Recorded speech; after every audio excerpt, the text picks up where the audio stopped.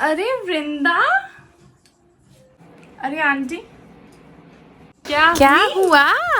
बेटी हुई है आंटी जी। फिर से बेटी हो गई? यस।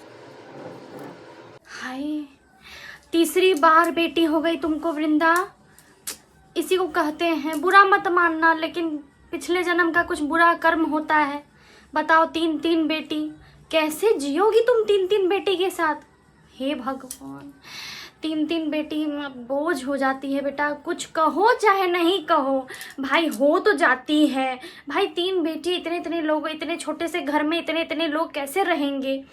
बहुत मुश्किल है, लेकिन क्या कर सकती हो, अब रखना तो है ही ना भाई। अब हम लोगों के यहाँ वैसा संस्कार भी तो नहीं है कि बाहर कहीं फेंका हो भाई, ना वैसा तो नहीं कर सकते ना, रखना तो है ही। अब क्या करोगी, जैसे कर्म वैसे फल।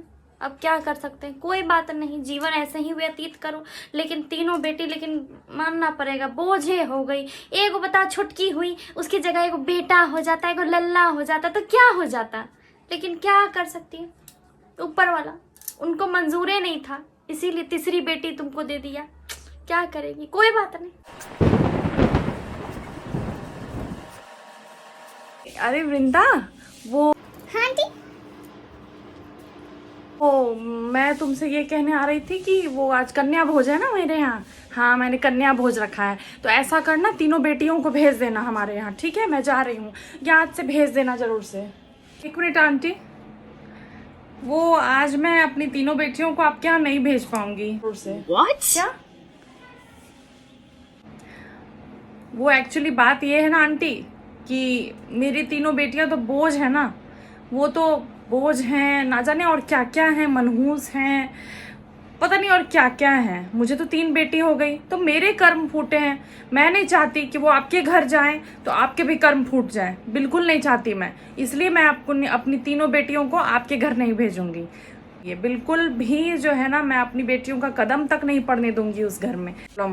मैं बस आपको सही सलामत देखना चाहती हूँ। ऐसे आंटी, आज से पहले तो बेटियों को आप कोसती थी, उसके बाद आज के दिन ऐसा क्या हो जाता है जो आप बेटियां खोजती फिरती हैं सबके घरों घरों में? हाँ, ऐसा क्यों? बेटियां क्यों खोजती हैं? साल भर उसी बेटी को कोसते रहेंगी और साल में एक बार बेटी को खोजेंगी और उसका पूजा करेंगी, उसकी आरती उतारेंगी। ये कौन सा नियम है आंटी? इससे तो अच्छा है कि आप ये पूजा ना करें। नवरात्र की पूजा करने की क्या जरूरत है आपको? और आप जैसे लोगों को तो मुझे नहीं लगता है कि करने की जरूरत भी है। क्या फायदा जब जो हमेशा दूसरों के कष्ट पे, दुख पे हमेशा ताना